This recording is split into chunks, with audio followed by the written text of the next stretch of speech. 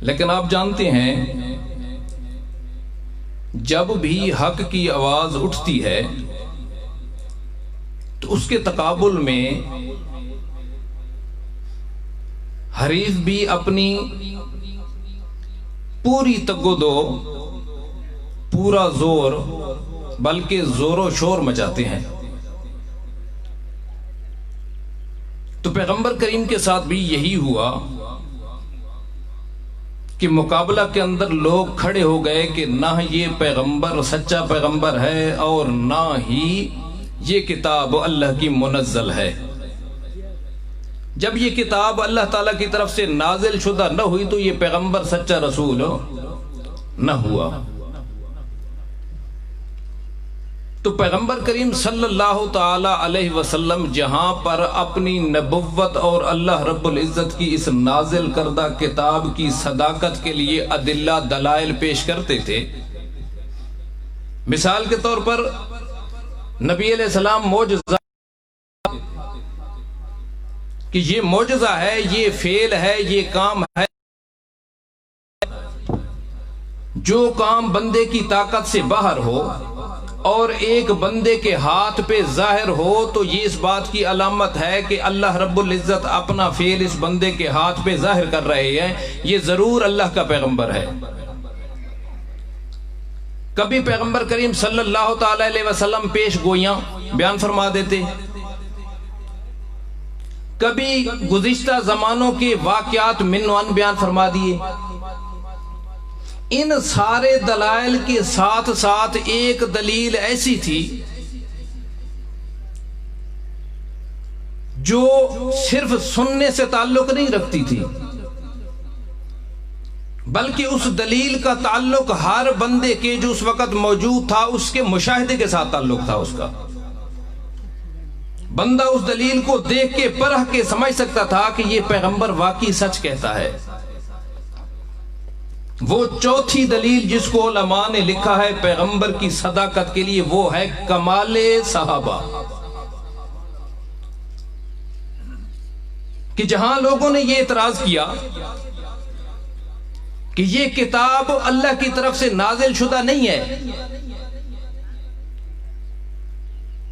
تو اللہ رب العزت نے اس کی دلیل کے طریقے پر، دلیل کے طور پر فرمایا ہدی للمتقین۔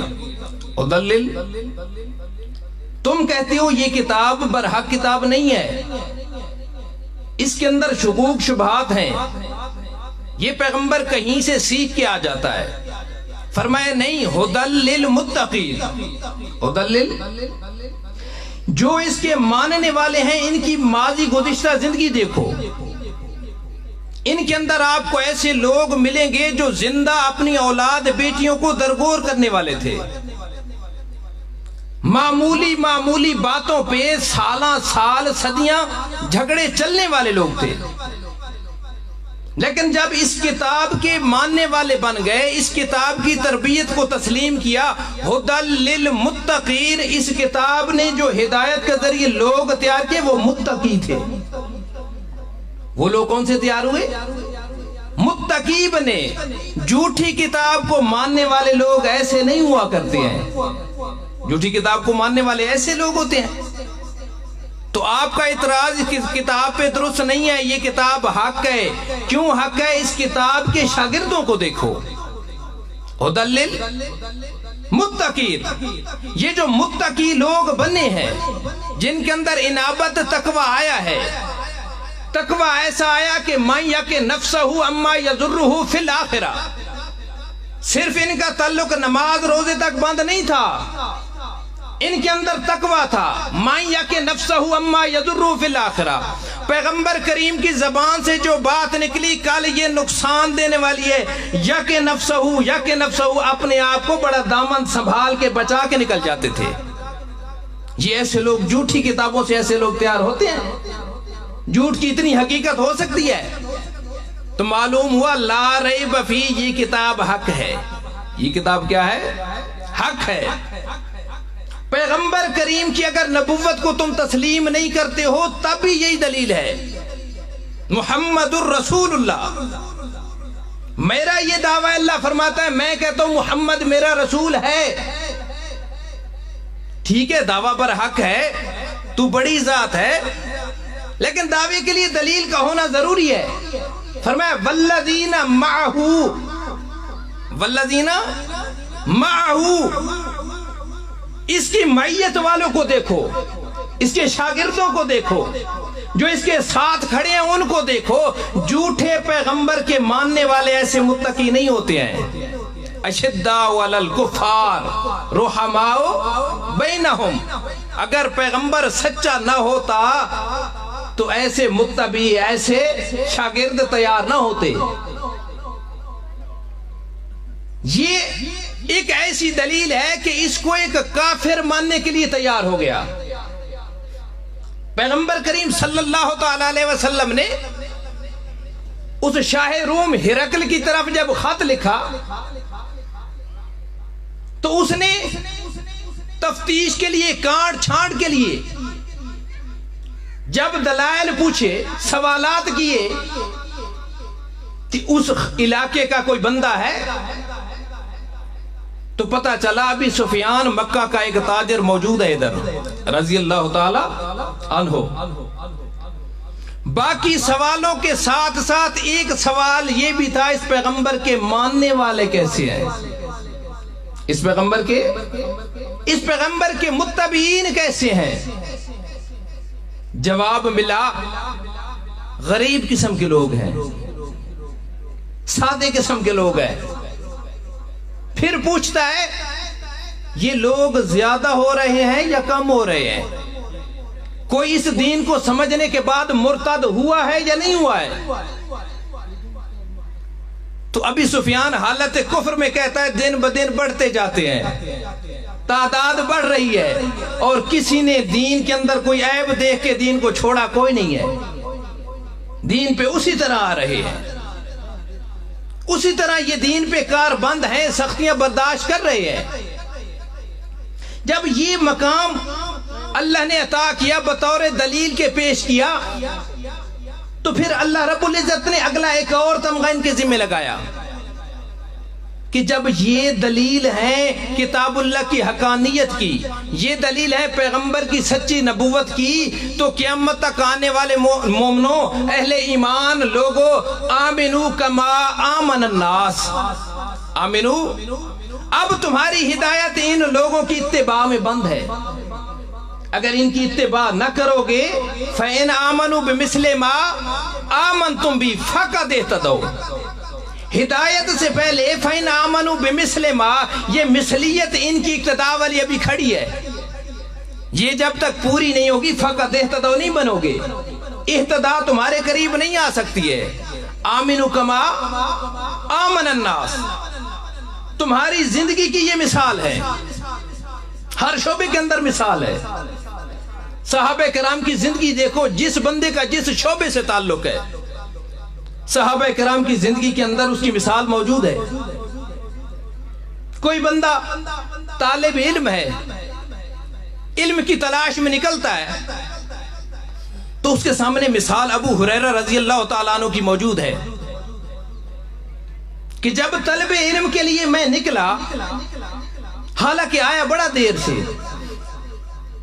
فتح خیبر کے قریب آئے, اسلام نصیب کیا ہوا, لیکن پھر اس انہماک کے ساتھ علم حاصل کیا. پیغمبر کریم کی مجلس چند گھڑیوں کے لیے چھوڑنا برداشت نہ تھی.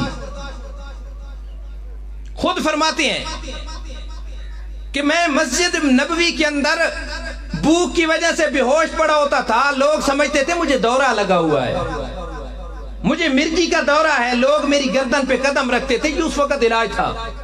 فرمایا نہیں, میں پیغمبر کریم کی مجلس کو چھوڑنے کے لیے تیار نہیں تھا, میں طلب علم کے لیے وہاں تھا.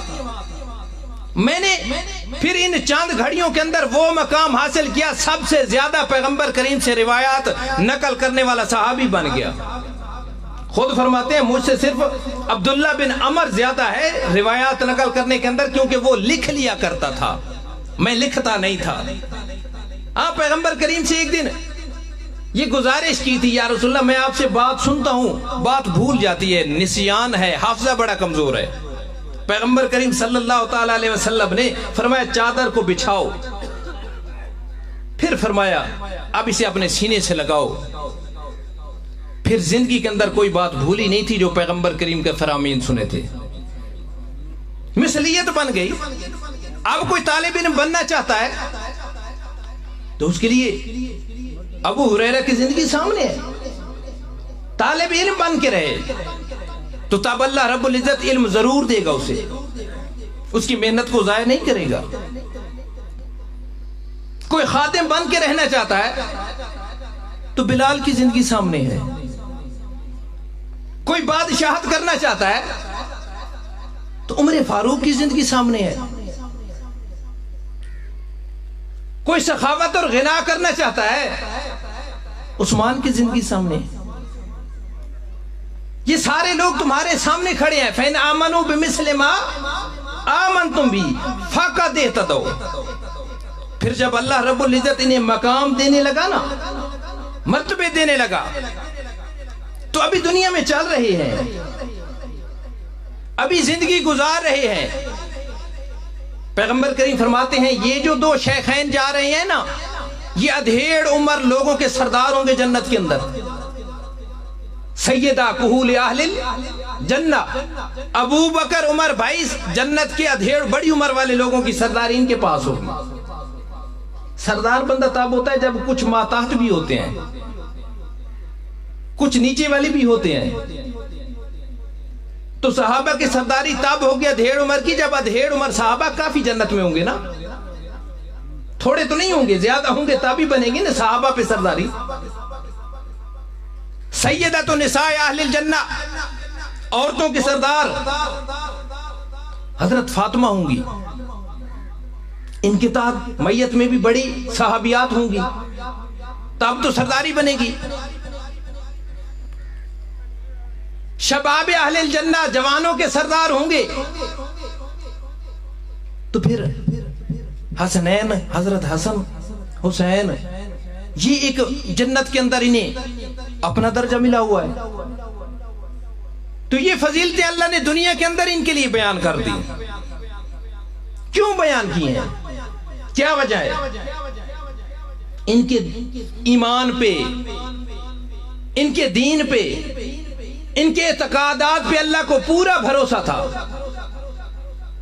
اس لیے اللہ رب العزت تاکیدات کے ساتھ فرماتے ہیں نا، لقد رضی اللہ، قد رضی اللہ، میں ان لوگوں سے راضی ہو چکا ہوں.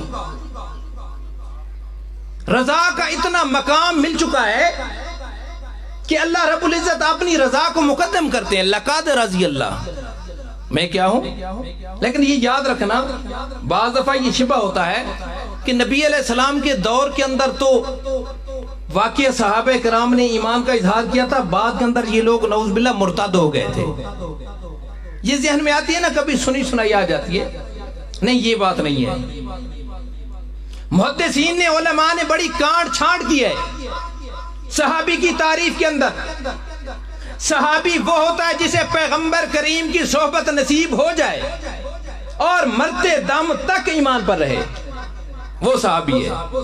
صحبت نصیب ہوئی، ایمان کی حالت میں نصیب ہوئی اور مرتے دم تک ایمان پر رہا، تب صحابی بنے گا. اگر ایسا نہیں ہے، من مات مرتدن بطل صحبتہ و حدیثہ، جو بندہ مرتد ہو گیا اس کی صحابیت ختم، وہ درجات نہیں ہے اس کے. اب تو ایسے بندے کی روایت بھی نقل کرنا جائز نہیں ہے.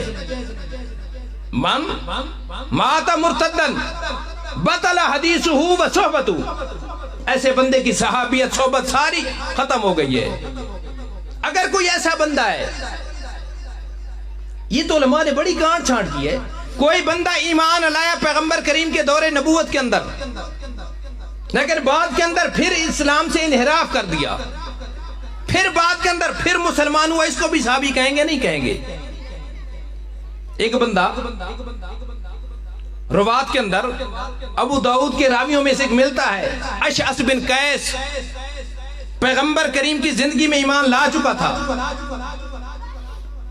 مسلمان صحابی تھا، لیکن پیغمبر کریم کی وفات کے وقت جب لوگ اسلام سے انکار کر رہے تھے، اس نے بھی کر دیا. تنصرا، نصرانی بن گیا، لیکن پھر صدیق اکبر رضی اللہ تعالیٰ عنہ کے دور کے اندر آ کر پھر اسلام قبول کیا، اور پھر ساری زندگی اسلام پہ گزاری اور وفات بھی اسلام پہ ہوئی۔ اس بندے کے بارے میں کیا قول ہے؟ تو امام ابو حنیفہ رحمہ اللہ تعالیٰ فرماتے ہیں اس کو صحابی نہیں کہیں گے، اس کو صحابی نہیں، وہ صحبت کی برکتیں نہ رہیں جو اپنے ہاتھ سے یہ ضائع کر بیٹھا تھا۔ مسلمان ہے، اعلیٰ درجے کا تابعی سے کہہ سکتے ہیں، لیکن صحابیت کا درجہ اپنے ہاتھ سے چلا گیا۔ ہاں امام شافعی رحمہ اللہ تعالیٰ فرماتے ہیں اس کا شمار پھر بھی صحابہ میں کریں گے۔ پھر بھی کچھ لوگ ایسے تھے پیغمبر کریم کی وفات کے بعد دفن سے پہلے آئے، پیغمبر کریم کی ابھی وفات نہیں ہوئی تھی، ابھی پیغمبر کریم موجود تھے، کچھ لوگوں کا ایمان نصیب ہوا، مسلمان پہلے ہو چکے تھے، آئے پیغمبر کریم کی زیارت ہوئی، لیکن وفات کے بعد ہوئی۔ ابھی زویب شاعر بڑا مشہور بندہ ہے، اس کو ایسے ہی ہوا، ایمان لا چکا تھا، ہجرت کر کے چلا، لیکن اتفاق سے پیغمبر کریم کی وفات ہو گئی۔ جب وفات ہو گئی تو زندگی کے اندر صحبت نصیب نہ ہو سکی۔ بات سمجھ آ رہی ہے؟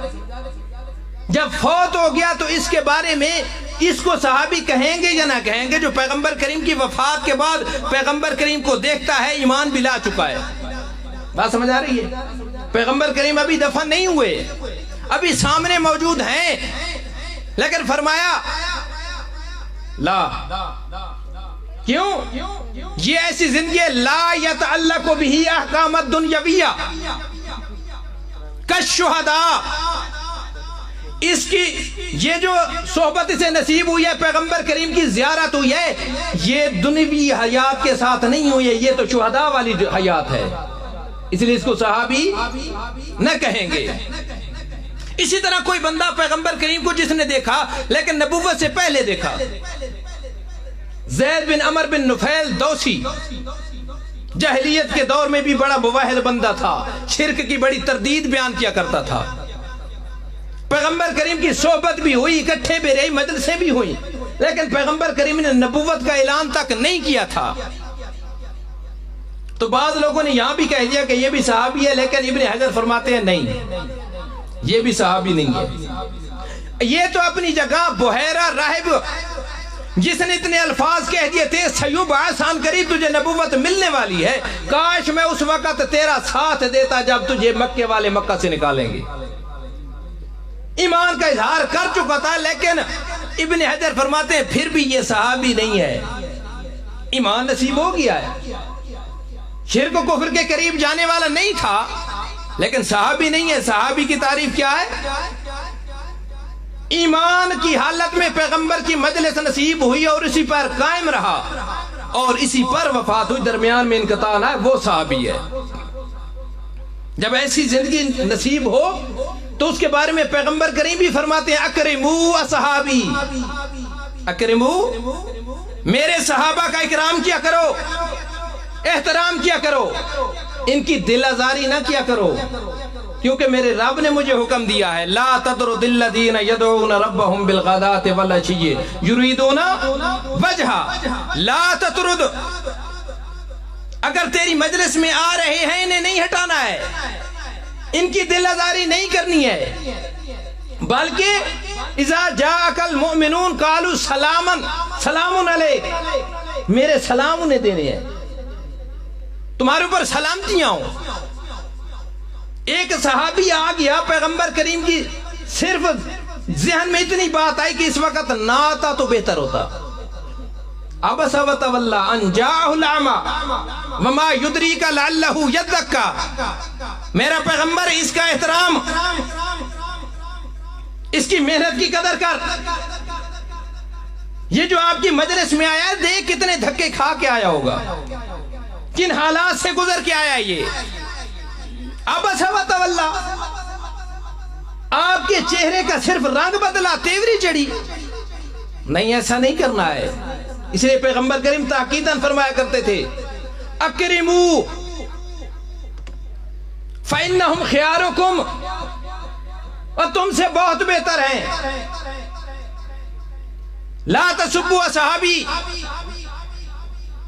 میرے صحابہ کے بارے میں زبان درازی نہ کرنا. اللہ اللہ فی اصحابی، اتقوا اللہ فی اصحابی، میرے صحابہ کے بارے میں اللہ سے ڈرتے رہنا. اتقوا اللہ، کیونکہ من آذاہم فقد آذانی، جو انہیں تکلیف دے گا یوں سمجھے مجھے تکلیف دے رہا ہے. من آذانی فقد آذ اللہ، جو مجھے تکلیف دیتا ہے یوں سمجھے اللہ کو تکلیف دیتا ہے. ومن آذ اللہ یوشک ان یاخذہ، جس نے اللہ کو تکلیف دی یوں سمجھے اب اس کی پکڑ قریب آ چکی ہے. ان بطش ربک لشدید. لا تسبوا، نہیں گالی دینی ہے، بلکہ اگر ایسے لوگوں کو دیکھنا اذا رأیتم الذین یسبون، جن لوگوں کو تم دیکھو جو میرے اصحاب کو برا بھلا کہہ رہے ہیں، فقولوا لعنت اللہ علی شرکم، تمہارے شر پہ اللہ کی لعنت، ایسی بات نہ کرو. ان شرار امتی اجرم علی اصحابی، میری امت کے شریر ترین لوگ وہ ہیں، یہ امام طبرانی، میری امت کے شریر ترین لوگ وہ ہیں جو میرے صحابہ پہ زیادہ جرأت کرتے ہیں. من سب اصحابی فعلیہ لعنت اللہ والملائکۃ والناس اجمعین، جو صحابہ کو برا بھلا کہتا ہے، کیوں؟ یہ وہ لوگ ہیں میری مشکل گھڑیوں کے ساتھی ہیں، ان کی بڑی قربانیاں ہیں، یہ اللہ کے بڑے محبوب بندے ہیں، اس لیے ان کے بارے میں اکرموا اصحابی، ان کی کیا کرنی؟ عزت اور احترام، تعظیم کرنی ہے. اللہ تعالیٰ مل توفیق دے.